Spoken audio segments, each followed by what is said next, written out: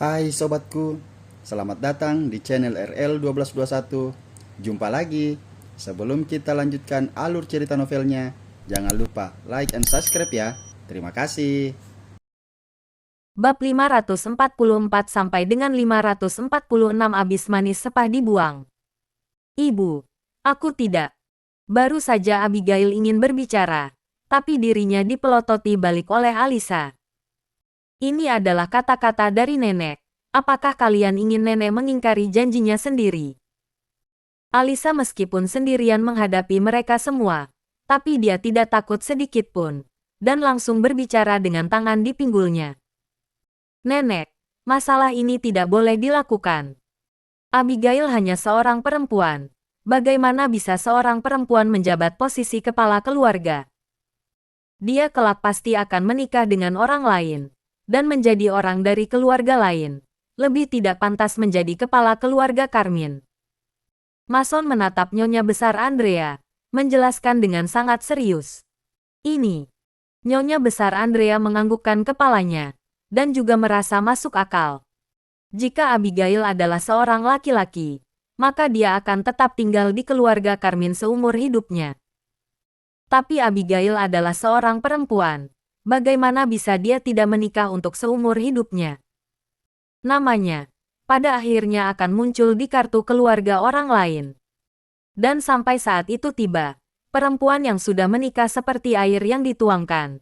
Bagaimana bisa lagi memiliki hak untuk menjadi kepala keluarga Carmine?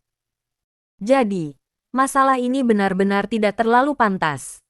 Nenek, kamu sendiri yang mengatakannya. Alisa menggertak giginya dan masih ingin memperjuangkannya. Nyonya Besar Andrea merasa sedikit tak berdaya. Tentu saja dia sendiri yang mengatakan hal ini. Tapi tak pernah terpikirkan olehnya bahwa Abigail mampu menyelesaikan masalah ini. Sekarang untuk sementara, dia merasa serba salah. Nenek, aku tahu kamu mengingat jerih payahnya dalam menyelesaikan krisis ini, jadi tidak bisa menolaknya. Bola mata Janet berputar dan langsung maju ke depan untuk mengatakan pendapatnya. Tapi, aku tetap akan mengatakan itu. Saat itu Abigail memanggil Peter masuk ke keluarga Carmine, yang membuat keluarga Carmine menjadi bahan tawaan. Dan ini memang merupakan utang mereka kepada keluarga Carmine. Sekarang dia menyelesaikan kesulitan untuk keluarga Carmine. Itu tidak lebih hanya melunasi utangnya. Jadi nenek, kamu tidak perlu merasa malu. Ketika kata-kata Janet ini diucapkan, sekali lagi mendapat persetujuan dari banyak orang. Alisa emosi hingga tubuhnya gemetar, tapi dia juga tahu hal ini pasti tidak ada harapan lagi. Keluarga Carmine begitu banyak orang. Jika mereka menentang hal ini secara bersama-sama, Nyonya Besar Andrea juga tidak dapat bertindak sewenang-wenang. Abigail, apa maksudmu? Nyonya Besar Andrea akhirnya menoleh ke arah Abigail dan melihatnya. Nenek, asalkan bisa membuat keluarga Carmine semakin baik, tidak peduli siapa yang menjabat posisi ini, aku akan mendukung. Jadi, aku hanya mendengar aturan nenek. Abigail menjawab dengan lembut. Sebenarnya dia sungguh-sungguh tidak tertarik dengan posisi kepala keluarga ini. Karena meski dia benar-benar telah menduduki posisi ini, juga tidak akan ada orang yang menurutinya. Sampai saat itu, Kenneth dan Janet pasti akan sengaja menentangnya. Dan dia juga tidak ada cara lain. Jadi, lebih baik jangan melakukannya. Baiklah. Kalau begitu masalah ini kita kesampingkan dahulu untuk sementara. Aku akan memikirkannya, kemudian memberi kalian jawabannya. Nyonya Besar Andrea mengangguk kepala dengan pelan, menatap Abigail dengan penuh rasa terima kasih. Jika Abigail terus bersikeras mempertahankan kata-kata yang pernah diucapkan Nyonya Besar Andrea dan tidak mau melepaskannya, maka Nyonya Besar Andrea pasti akan merasa malu. Abigail yang sekarang begitu pengertian, malah membuat hati Nyonya Besar Andrea merasa sangat nyaman. Boleh. Mendengar Nyonya Besar Andrea berkata demikian, seluruh anggota keluarga Carmine pun menganggukkan kepala. Asalkan Nyonya Besar Andrea tidak membiarkan Abigail menjadi kepala keluarga secara langsung, maka masalah ini masih bisa dibicarakan. Yang mereka miliki hanyalah waktu untuk mengubah pemikiran Nyonya Besar Andrea.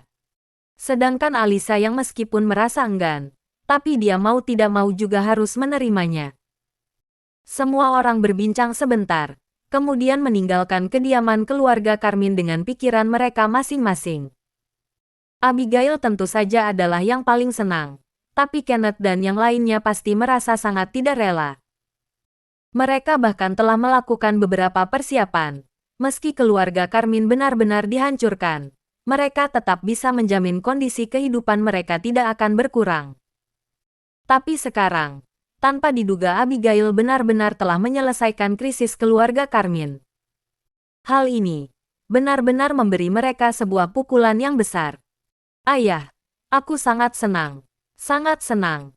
Di dalam mobil, Abigail menunjukkan senyuman dari dalam lubuk hatinya.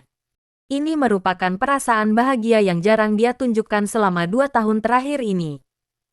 Dano kedua suami istri ini juga tertular oleh perasaan hati Abigail dan tidak bisa menahan untuk tersenyum.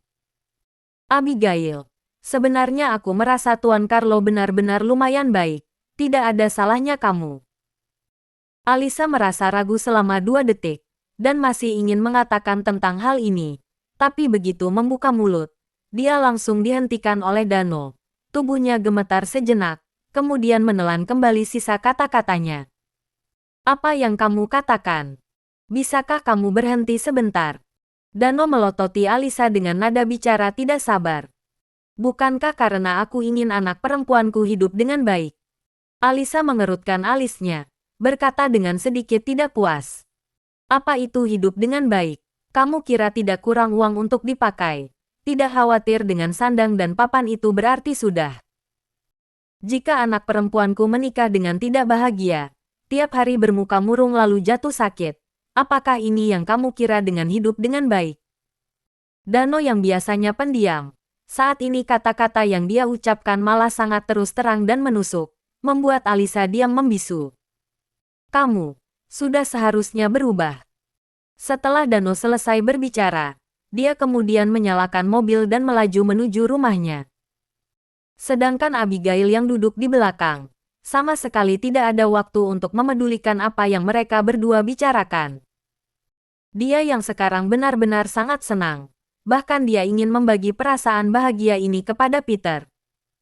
Dia ingin memberitahu Peter bahwa mulai dari hari ini, dia telah bebas. Dia tidak perlu lagi berpura-pura baik terhadap Carlo. Saat ini, di dalam Villa Indah Jaya, Peter dan Oscar, di atap villa sedang duduk berhadapan. Di hadapan mereka ada sebuah papan catur. Bidak catur kedua pihak telah bertarung dengan sengit. Peter telah memberi Oscar 3 bidak catur andalan, tapi dia tetap belum bisa mengalahkan Peter dengan cepat. Ting! Sebuah pesan terkirim ke ponsel Oscar. Kak Peter, urusan keluarga Carmine telah diselesaikan. Oscar meletakkan ponselnya, memanfaatkan situasi dan memakan sebuah bidak catur Peter. Peter menganggukkan kepala dengan pelan, dan tidak berbicara, kemudian tiba-tiba melancarkan serangan.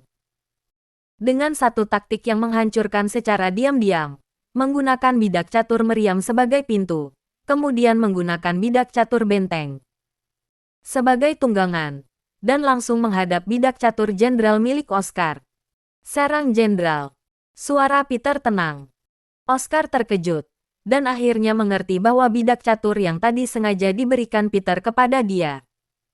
Dalam kepanikan, dia menggerakkan bidak catur gajah membentuk pertahanan untuk menggagalkan rencananya. Tarik jenderal. Peter menarik bidak catur benteng, dan sekali lagi menyerang jenderal. Ses. Oscar semakin panik, menggerakkan bidak catur pengawal untuk menangkis. Plak. Peter menggeser bidak catur benteng ke atas dan ke bawah, langsung memakan bidak catur gajah milik Oscar, dan sekali lagi menyerang jenderal. Oscar juga bukan tidak ada persiapan. Dia langsung menarik balik bidak catur benteng, dan mendekatkannya ke bidak catur jenderal. Sekak. Tanpa ragu-ragu, Peter menggerakkan bidak catur benteng ke depan dan memakan bidak catur benteng milik Oscar. Makan. Oscar tertawa, segera menggerakkan bidak catur jenderal dan hendak memakan bidak catur benteng Peter. Sekakmat, Peter dengan pelan menarik tangannya, berdiri dan berjalan sampai ke pinggir pagar, melihat kejauhan. Oscar barulah menyadari bahwa bidak catur kuda milik Peter entah sejak kapan telah melompat sampai ke sini. Asalkan dia berani memakan bidak catur benteng Peter, maka otomatis bidak catur jenderalnya juga akan dimakan. Salut. Oscar menerima dengan sepenuh hati. Masalah keluarga Carmine telah selesai. Berikutnya, sudah seharusnya giliran keluarga Nilo. Kedua tangan Peter diletakkan di belakang punggung, dengan matanya yang penuh kedinginan. Mendengar perkataan Peter, tubuh Oscar langsung gemetar. Kemudian, Oscar tidak tahan untuk menolehkan kepalanya dan melihat ke arah papan catur itu. Barusan, tanpa disadari Oscar, Peter telah diam-diam mengatur pasukan dan membentuk strategi. Beberapa buah bidak catur yang andal langsung dikerahkan. Pada saat Oscar menyadarinya, semua sudah terlambat. Dia dibantai abis oleh Peter dengan satu taktik dan kalah telak. Dan sebelum ini, Oscar tidak merasakan motif apapun dari Peter. Bahkan di dalam matanya, Peter beberapa kali salah langkah. Dia masih berpikir apakah teknik catur Peter sudah menurun. Sampai setelah Peter mengambil 3 langkah berturut-turut untuk membunuh Oscar dalam satu gerakan, barulah Oscar mengerti sepenuhnya. Kak Peter, aku sudah mengerti. Oscar mengangguk kepala dengan keras. Dia sudah mengerti apa yang dipikirkan Peter. Dia bisa berada di samping Peter, tentu saja karena dia memiliki keunggulan tersendiri. Meskipun tidak bisa menebak seluruh pemikiran Peter, tapi dia bisa menebak secara garis besarnya. Barusan, Peter telah menggunakan papan catur untuk mengajari Oscar bagaimana membasmi keluarga Nilo. Oscar mengangkat kepalanya secara perlahan, mengikuti arah pandangan Peter melihat kejauhan. Tempat itu adalah posisi gedung perusahaan keluarga Nilo berada. Oscar menatapnya dengan dalam, kemudian secara perlahan menarik kembali pandangannya. Segala sesuatu mempunyai hukum objektifnya, dan tidak bergantung pada keinginan manusia. Kehancuran keluarga Nilo sepertinya tidak bisa dihindari. Seluruh keluarga Carmine, setelah meninggalkan kediaman Nyonya Besar Andrea, mereka saling janjian untuk bertemu dan membahas sesuatu. Meskipun mereka sama-sama adalah orang dari keluarga Carmine, tapi mereka telah memiliki keluarga dan bisnis masing-masing, pasti punya keinginan mereka tersendiri. Mereka semua juga memiliki orang yang hubungannya lebih dekat dengan diri mereka.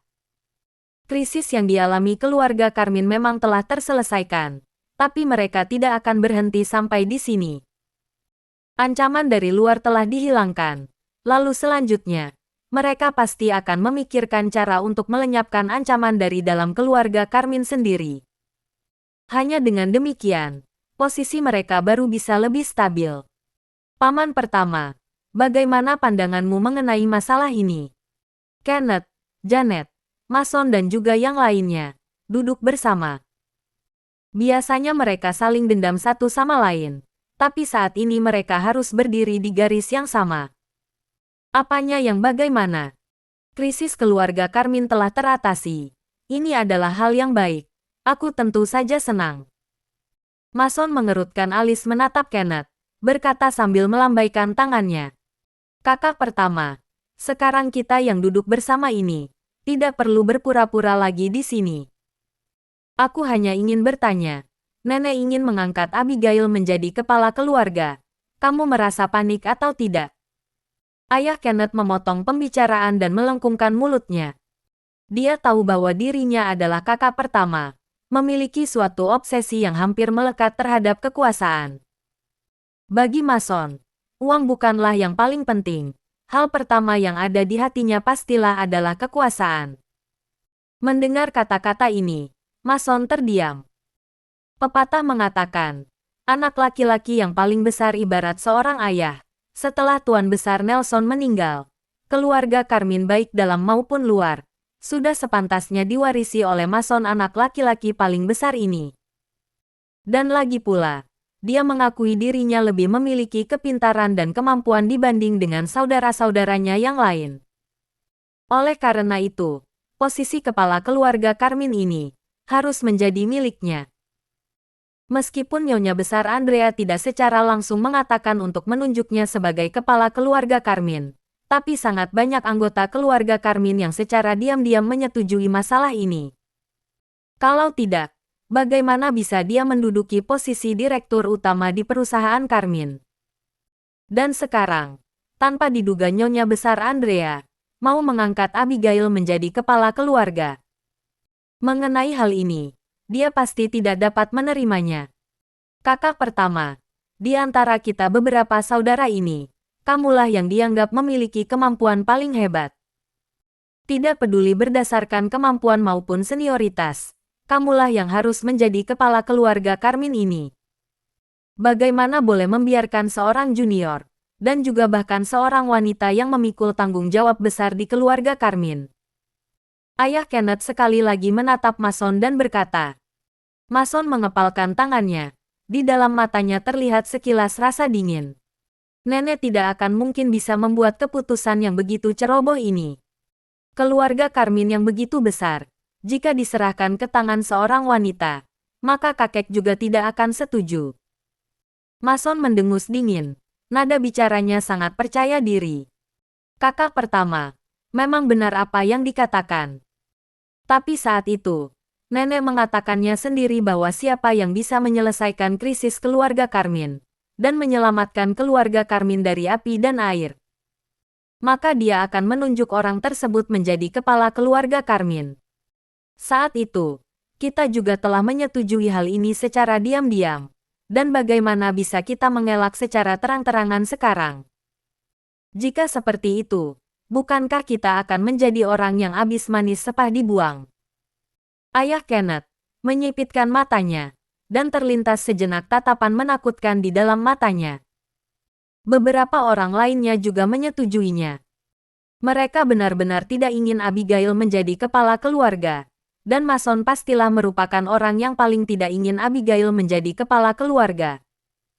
Karena memang dari awal Kenneth dan yang lainnya tidak berada di posisi ini, jadi tidak berpengaruh besar terhadap mereka. Tapi berbeda dengan Mason, dia terus menganggap dirinya sebagai kepala keluarga Carmine yang. Sekarang, jika Abigail menduduki posisi ini, maka ada urusan apa lagi dengannya? Kalau begitu, kita harus bagaimana sekarang? Mason terdiam sejenak, tapi tetap mengangkat kepalanya dan bertanya kepada semua orang.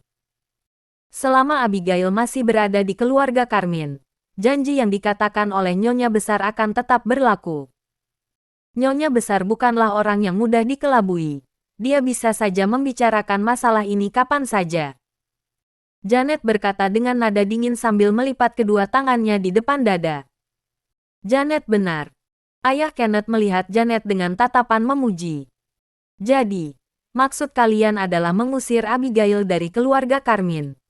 Tapi Nyonya Besar, Mason mengernyitkan keningnya lagi. Mengusir Abigail tentu saja bukan sebuah masalah bagi Mason. Tetapi sekarang Abigail baru saja menyelesaikan krisis keluarga Carmine. Nyonya Besar Andrea juga sangat bergantung pada Abigail. Jika mereka ingin mengusir Abigail, Nyonya Besar Andrea pasti tidak setuju. Kakak, kami hanya membantumu menganalisa.